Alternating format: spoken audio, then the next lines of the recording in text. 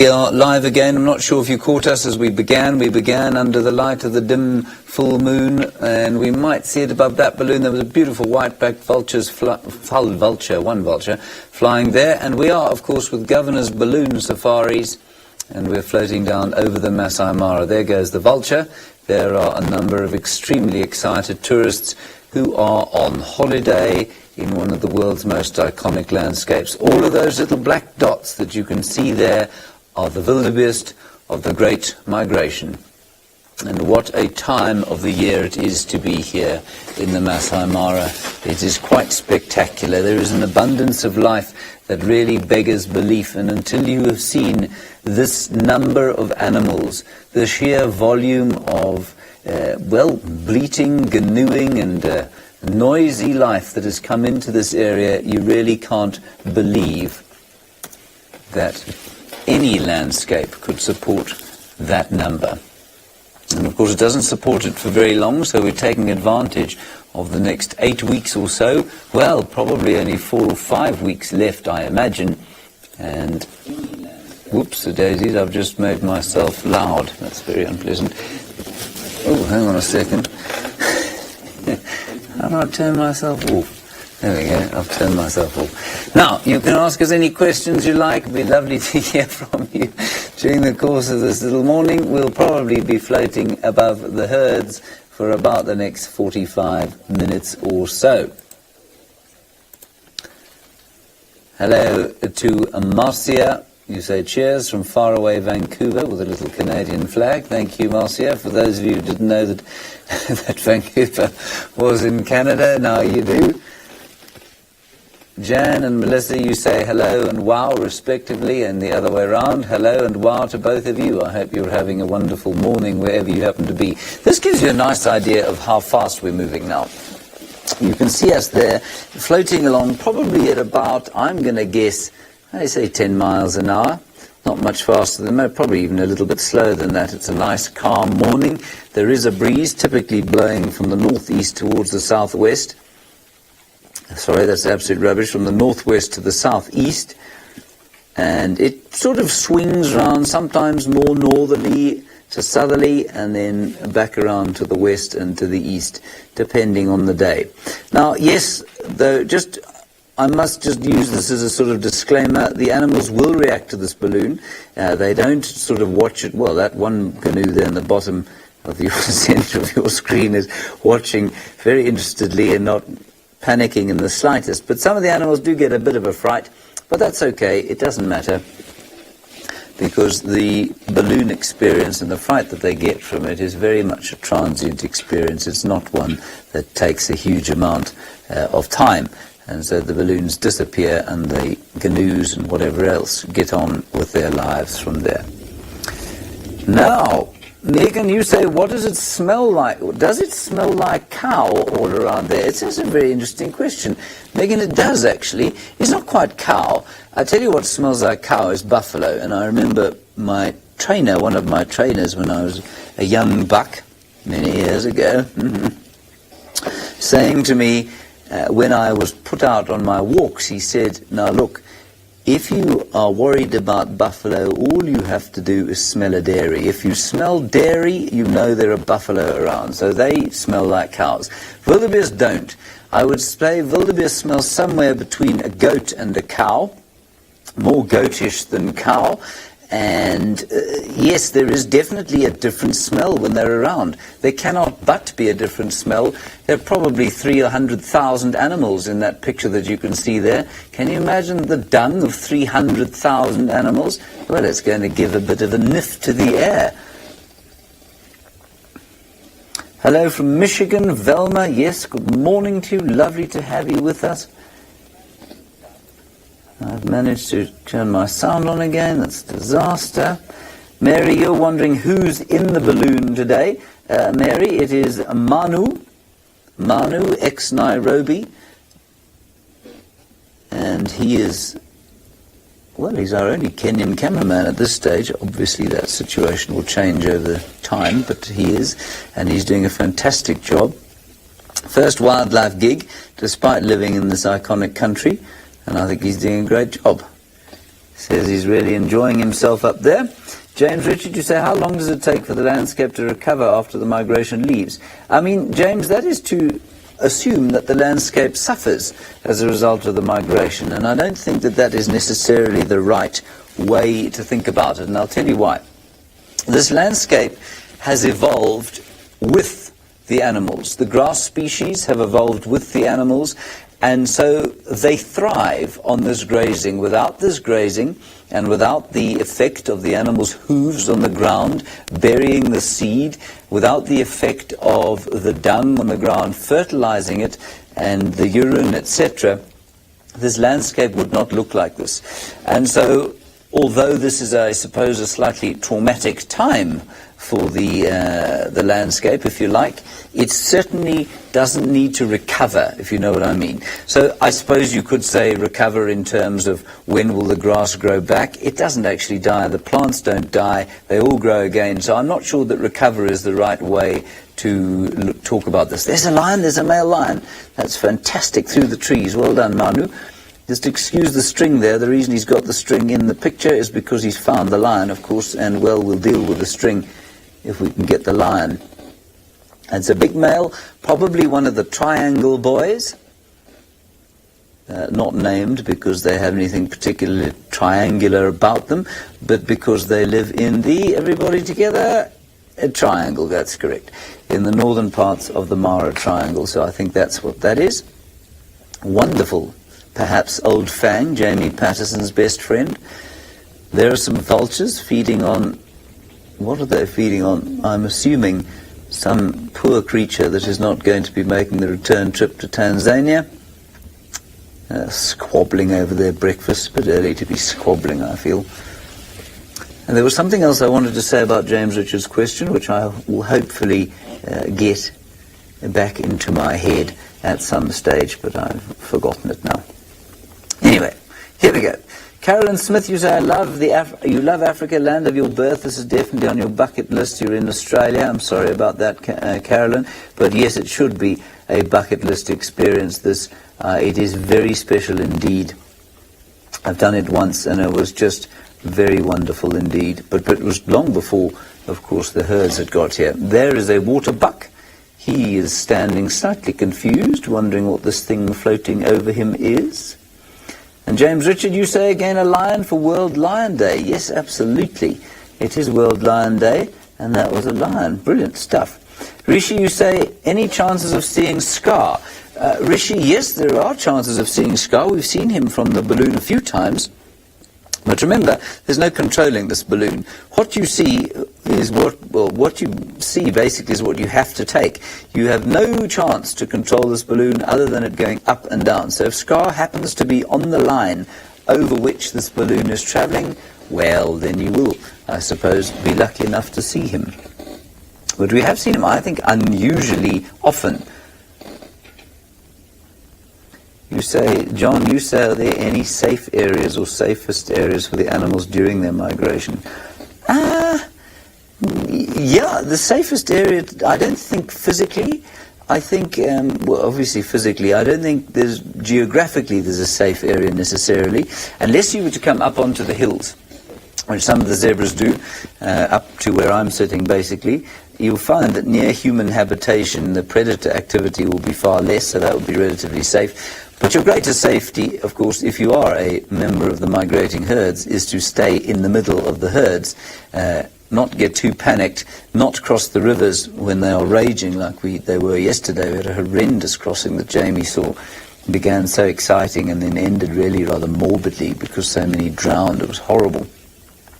So the trick is to stay in the middle of the herd, and basically, you know, of the 1.5 million wildebeest that make this migration, I think you've got to be pretty unlucky to be hit by a predator. I think it's, you know, so few, comparatively, and I've used this statistic before, but of about the 7,000 odd predators in the Mara Serengeti ecosystem, they miss about 60% of the death that goes on. So they are responsible for a very small proportion of animals that die here. And so you've got to be pretty unlucky as one of that massive herd there to be hit by a predator. possibly more likely that you'll drown as a result of your bad swimming skills or poor decision making at the crossings. This is a lovely little water-filled lugger, if you like. Lugger is a drainage line or channel, I guess that's a channel, and it feeds into this little inland marsh, which is quite special, and you'll find all sorts of lovely birds there. There seem to be some ducks and egrets knocking about there. I'm not sure if those were ducks, actually. I just saw dark birds, but ducks normally are around water, aren't they? The sun has just come up there, and we're into now apparently the coldest part of the year. So between July and mid-August, we have the coldest part of the year. And I must just tell you, it really doesn't get that cold here. Where I'm sitting up here on the low escarpment, the coldest probably gets about 9 degrees Celsius, which is roughly, say, 50-odd degrees Fahrenheit, and down there on the valley floor, slightly, maybe a degree warmer or so. So it really doesn't get particularly freezing here. I mean, that's easily said if you don't have to spend the whole night out, but for those of us who have a duvet and cover at night, it really doesn't get very cold. And on the balloon, what's quite special, I think, is that what's cool on the balloon is that you move with the wind, which means there's no wind. You don't feel any wind up there, which means there's no wind chill factor. It's actually quite unusually warm. And if you hear any clapping noises, it's because there are flies in my studio and I'm killing them. Right, let's have another question here. What do we got here? Rishi, you say, is there a reverse migration? Rishi, there is no reverse or forward migration. The migration is a continuous movement of animals through the 10,000 square mile ecosystem that is the Masai Mara Serengeti ecosystem. They're up here now, they're going to turn around and go back down towards the short grass plains of the Serengeti, and they'll reach there sort of in December time. It never stops. They'll stop there, they'll give birth around there, January, February, and they'll start their way up again. It's not easy to predict exactly where they're going to be. It's not a continuous, or it's not a movement in one continuous line. They go up and down and hither and yon and to and fro. But the general movement is up towards this area around this time of the year and down towards the short grass plains in January and February. I'm just trying to find a few more questions here. I'm not sure if I'm on the new ones or the old ones. Oh, now Cynthia, you say, do insects have a migration period? It depends on the insect. You find in Africa that the insects, I mean, I think where that question comes from is probably the vast monarch butterfly migration of North America, where they go from southern Canada down into Mexico, if I'm not mistaken. Millions and millions of monarch butterflies. What is that in the tree? It's a bird of some sort. This is very special. Those are batelier. I'll get back to your question now. Those are 3 beautiful batelier. They're not uncommon here, but we don't see them that much. Isn't that special? Beautiful 3 batelier, one pecking off there, a whole sort of flock of them. Oh, wow. Now, if you're not familiar with the batelier, everybody, they are certainly one of my favorite raptors. They are scavengers, but they have this astonishing method of flight where they're able to fly much lower than most of the other scavenging birds, and they do that by reducing drag, and they reduce drag by having a very short tail, and that in turn makes them extremely unstable in the air. Beautiful birds, and there a lovely herd of elephants in amongst the trees. We know elephants, of course, are mixed feeders, and so they will come out onto the plains for the grass, but at the same time they're going to be eating and kneading bark and fruit and leaves of the various trees, many, many species that you find in that forest. Isn't that a beautiful forest there? Anyway, I was just going on with the insects. You find in Africa, I think, largely that any insect migration that there are would be largely altitudinal. In other words, they'll go from low-lying areas in the colder months to high-lying areas in the warmer months. And I can't think of any specifically. I know that there are a few like that, but they're not. There's no period necessarily no obvious insect migration like there is in the States and Canada. Now, Connie, you say amazing that the wildebeest don't seem to learn from their mistakes year after year. Still can't pick a safe crossing. Connie, I could not agree with you more. I find it astonishing that they are unable to find themselves a more safe way of interacting with the Mara River anyway, and the Grimeti River down south. More elephants there. I just saw a wonderful comment here from Jeffrey Oden, who said that the Batelier is the F-16 of birds. It's not actually. Jeffrey, the Batelier is the B-2 bomber of birds. And in fact, the B-2 bomber, some of you are going to find this deeply uninteresting, but I find it quite fascinating, is the stealth bomber. Oh no, we've lost our stream.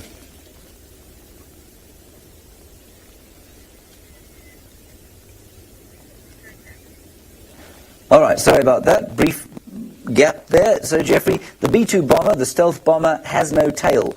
And apparently, it is extremely complicated to fly, because to fly without a tail is very unstable. And so you have to have a computer to fly it. Apparently, it's almost impossible to fly by hand, if you like. And in order to fly...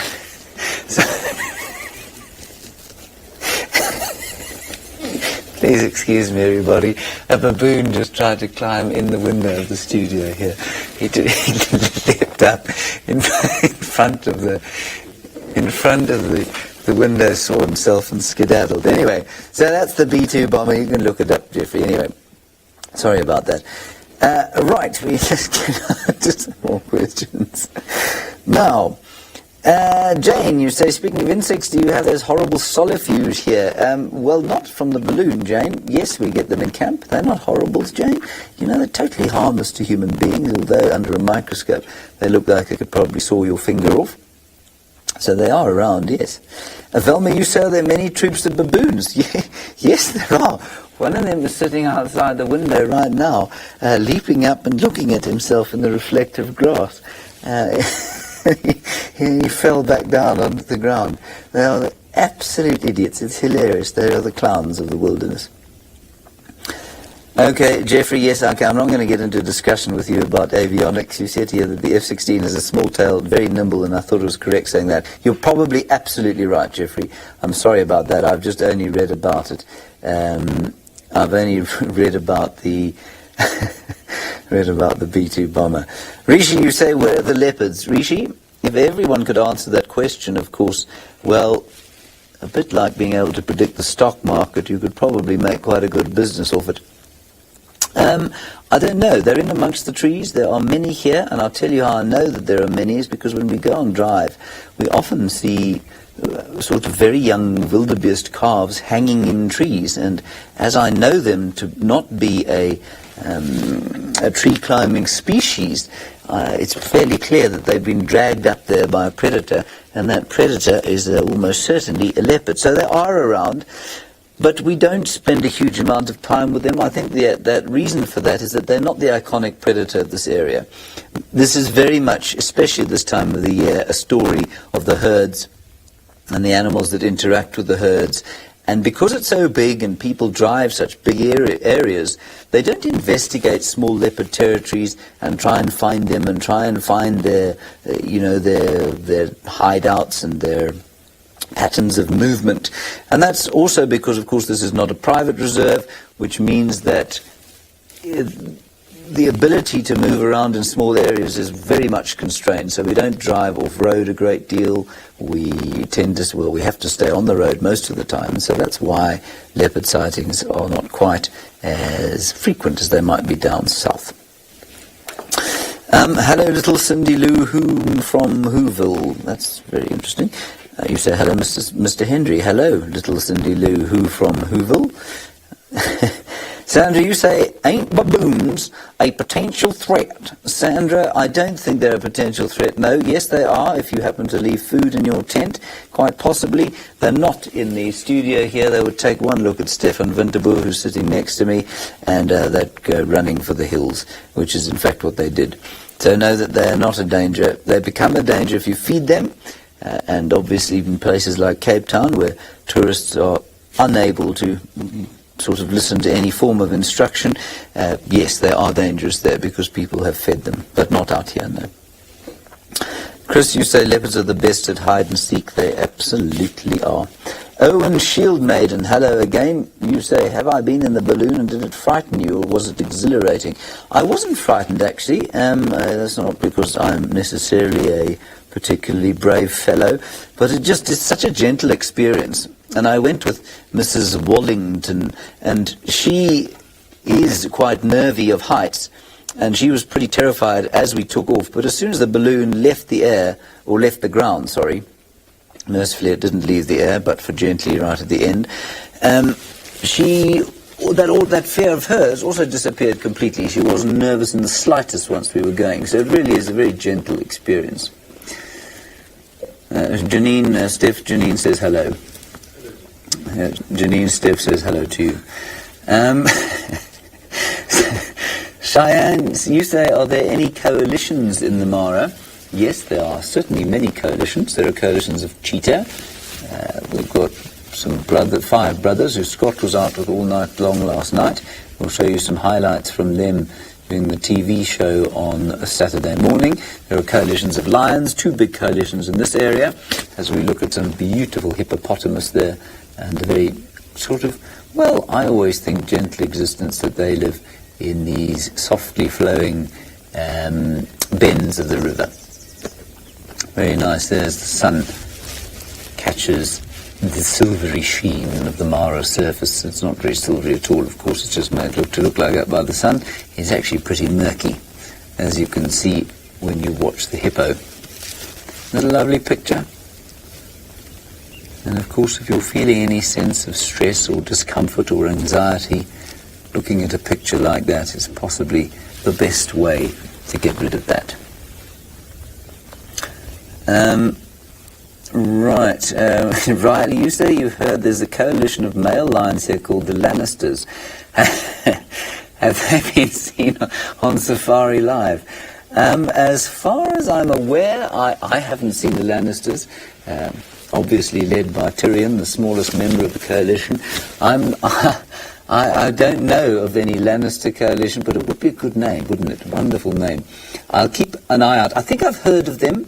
I suspect they're not in the Triangle. I suspect they're off in the main Masai Mara National Reserve.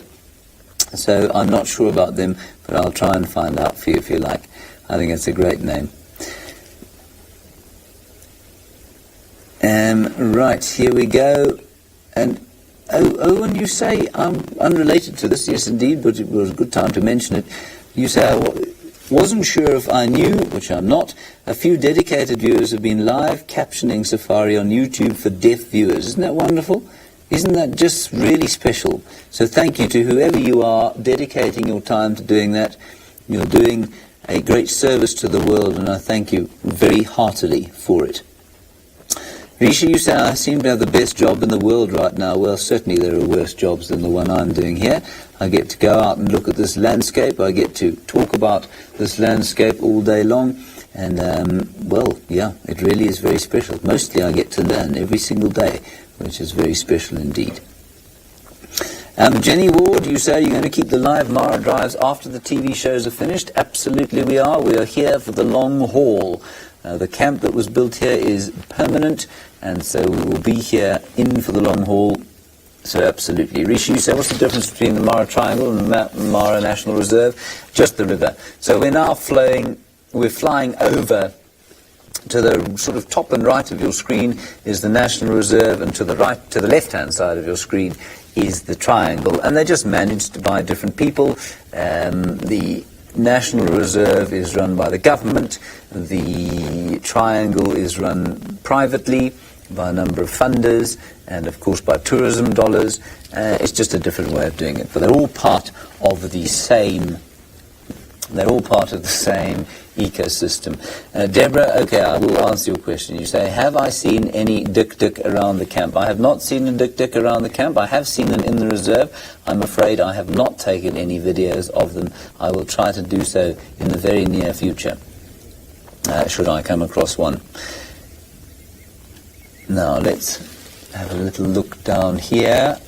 We may also be able to feed into the sunrise safari at Djuma. I'm not sure if we are. A couple of you asking if we're going to be doing that. I'm not sure. Now, little Cindy Lou, who from Waterville? Mr. Henry, are you guys going to come back to Djuma at all, or are you, Jamie, Brent and Steph, the only ones that will be here?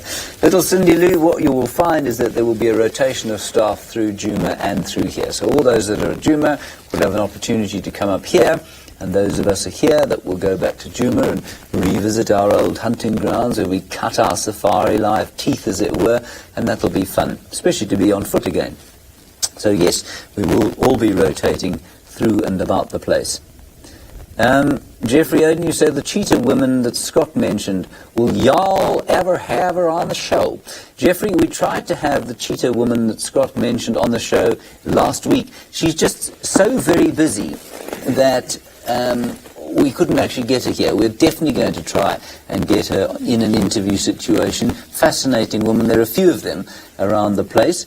All of them fascinating, and they all do valuable research into the cheetahs and the big lions and various other predators. Should I say? Yes, I should say that. So there are hyena, lion, cheetah, all sorts of researchers around here, and what a place to be doing your research, eh? Sandy, you say, does the Mara get more tourists than Djuma? Sandy, absolutely it does. It gets probably an order of magnitude more, but that's because it's so much bigger. Djuma, remember, is, what is it, about 1,200 hectares or so, and it's got one small lodge on it, and so it's full most of the time. But remember, the Mara is almost, well, it's 10 times that size, and it has, well, I don't know how many camps, at least 40 camps or so around here. And so, yes, absolutely, it gets far more tourists into it than does Djuma, which is a small private reserve in South Africa, obviously part of a greater ecosystem of around about the same size as the Mara Serengeti. And you can see, I mean, one of the indicators of that is that road that you can see there. That road looks like a main road, and it has to be like that because it needs to be maintained as a kind of main road simply because there is so much traffic. What a vast, vast, vast swathe of wildebeest you have there on the grasslands. It's the first time I've seen them like this from the balloon. I haven't done the balloon for about a week. And there really is a quite astonishing number there of wildebeest on the plains. Isn't that special? And in amongst them, of course, there will be the odd predator knocking about, just to the fringes somewhere, lying in that long grass. And Jamie and I went out 2 nights ago, and we searched high and low for 2 young male lions in around about this area. And we couldn't find them. We knew they were around there somewhere. And it's so easy for them to walk 3 feet off the road, flop down into the long grass with their full bellies full of wildebeest, of course, and then you just don't see them at all. So that absolutely does happen. Geeky, Beth, you say, how long will the balloon safari last? Probably as long as my voice will, which will be another 10 minutes or so. No, I'm joking. They normally last about 45 minutes to an hour, sometimes a bit longer than that. Now, if I was a betting man, I would have said there must be a lion in that hole, but just look at that quite amazing quantity of animals. How do you count that? I couldn't count that. Why don't you send through some estimates of how many you think that is? 100,000 maybe? But again, once I've said this before, once you start guessing upward of 10,000, I mean, it could be between 10,000 and 500,000. I'm not sure I'd know the difference. It looks like they've been poured out there like pepper, doesn't it? They look like a line of pepper or iron filings. That is a beautiful shot there from Manu. Well done. That is gorgeous stuff. Wow. That is very spectacular. Ha! And just 1 or 2 zebra in the middle. I think there's a very clever zebra. I think that they know that if they're in amongst wildebeest like that, when the lions come a-knocking, they're going to be just fine because there are lots and lots of little wildebeest calves around there. And any predator worth his salt is going to see the weakness in the youngster long before it goes for an adult zebra. So if I was a bachelor zebra, as unentertaining, I imagine, as they find the wildebeest conversation, I would certainly be in amongst those herds. Seem to be moving as a line there. I'm not sure which way they're going. No, in fact, I can sort of see they're going north. They're going up towards the crossing points. Now, I mean, this is beyond speech. Isn't it just beyond imagining? Chris, you say that's a ganillion. I think that's quite nice. Yes, it's a ganillion gnu's. That's absolutely correct. Sharon, you say it looks like an ant farm. Yeah, it does. Geeky Beth, I'm so sorry, you say you've asked us 3 times. Do they send trackers for aerial estimates of the herds? Yes, they do absolutely send aerial surveys over this area. We don't have access to that information. If your questions are not being asked, everybody, please don't worry. It's because there are a lot of them, and obviously I'm watching 2 or 3 screens at the same time. So if I do miss them, I apologize profusely. It's not because I'm being nasty. Martisa, you say there are 233,591 wildebeest and 1 zebra. I think you're probably right, except you've miscounted the zebra there. I can see 7. Well done. Half. Oh yeah, I mean, you could. That guess would be as good as anything I could make. I'm slightly speechless by this. And it's almost impossible to imagine and to conceptualize once you zoom out. It's just, those are animals, each of them weighing, say, around an average of 200 pounds. There are hundreds of thousands of them, all eating, defecating, urinating on that landscape. And back to James Richards' original question about how long it takes for this landscape to recover, you can see how all of that activity is completely integral to the survival of this ecosystem, isn't it? And you imagine how this ecosystem would suffer without that fertilization and without the moribund grass being eaten and taken off the top by all those grazing wildebeest. Somebody described to me once this landscape as a lung. He said it's like a huge lung. And what he meant was that the harder you hit it, the more it sucks in air and the more it produces. So I'm not sure it was a great description. It was probably more like a diaphragm. So if you get punched in the guts, you obviously go like that, and you suck in more oxygen, and then you obviously blow out more oxygen. And he described it as being like that, where these animals come through this area and it sucks in, it sort of gasps, and then as it exhales, it just flushes again into this fertile magnificence. And I think that was a quite nice way of describing how this landscape copes with such a hit and from all of these animals. Look at them all running, numberless, really numberless. All of them saying "bang, bang, bang" to each other. What that means, nobody really knows. Right, Julie, you say cool running. Yes, indeed. And Sharon, you say thank you to the camera person for the views. Absolutely. That's Manu, who's doing a fantastic job here. And Erwin, you said that is a lot of good news. Well, yes, I think that's probably the most accurate way of counting them. It really is astounding. Now, Yvonne, I think this is quite an interesting one. You say, what about the Thompson's gazelles? Have they arrived yet? No, not as far as I know. They haven't. Now, bear in mind that my experience of the migration extends to sort of 8 weeks this time round and 3 weeks last year, a total of 11 weeks. And September was when we were here last year, and September is when we saw much greater numbers of Thompson's gazelles. And so I suspect that they are still coming up from the Serengeti, because they like the very short grass. They don't like this long stuff. In fact, even the wildebeest are going to struggle in the long stuff here. Well, they won't struggle, but they prefer the slightly shorter stuff. So I don't think they're going to be here for the next little while.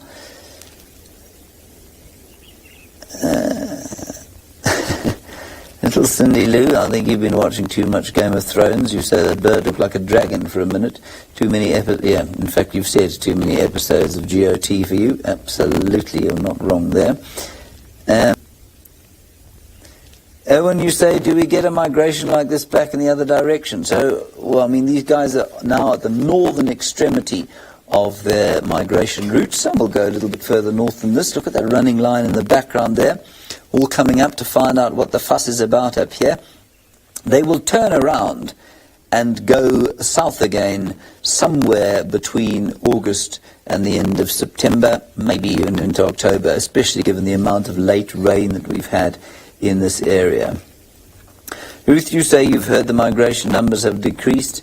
No, I don't think they have. You know, what is fascinating to me is that they reckon that this is a totally self-regulated number of animals here. In the 60s, because of the rinderpest, which I've talked about before, and I'll talk about it again if you would like, but basically everything was wiped out and the population recovered to its present numbers in the early 70s, and it has stayed constant since then, and that's very interesting. There's been no artificial management of animal populations in this area. So that vast swathe of life that you can see there has self-regulated. Well, I mean, and I say that as if there has been some kind of conscious regulation decision. The ecosystem has self-regulated the population of animals to this number and has been relatively consistent, and they think that it has probably remained, but for, say, the few thousand, or the 1,000 or so years that the Maasai pastoralists had their cattle in the area. Before that, and up to that time, it probably looked very much like this, with this number of animals in it, as a kind of dynamically balanced, equilibrious system. Let's say that again. I quite like that. It makes me sound quite clever. Dynamically balanced, equilibrious system. I'm sure that it doesn't. It's probably totally meaningless anyway. So what I mean by it is that it's remained constant for probably millions of years. Right, this is mind-boggling. It is mind-boggling, isn't it, Dean? Absolutely. Debbie, you say you have 4 kids, 2 wanders. I'm not sure what that means. This would be a nightmare for me. How do the females keep track of their little ones? They don't anymore. You know, they don't need to keep track of their little ones anymore, Debbie, because they've weaned. They wean very quickly. Remember, they're born very precocial, which means they get up and run. That is a sea of wildebeest, an absolute sea of them. Bumping against each other, shouting at each other. That is really astounding. So they wean very soon after they're born, probably 2 or 3 months only, 3 months maybe. And by now they're 7 months old, so the little ones, while they certainly make a lot of noise, it's actually the adults that make a huge amount of that sort of gnawing noise that they make. Often the bulls setting up little temporary territories and that sort of thing, which can last for as little as 20 minutes sometimes. But, there's the sky, I see. But Debbie, the youngsters are not with their mothers anymore all the time. I think sometimes they are, but not all the time.